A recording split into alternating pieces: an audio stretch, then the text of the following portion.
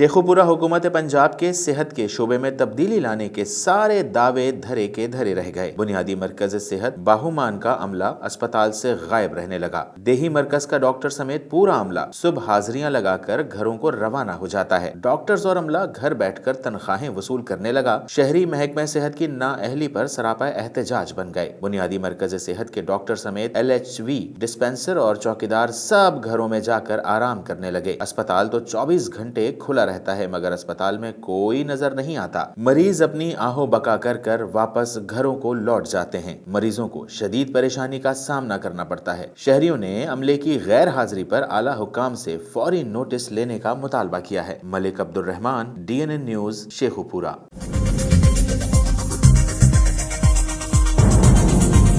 News से update रहने के लिए हमारे चैनल को सब्सक्राइब करें और बेल आइकन पर क्लिक करें।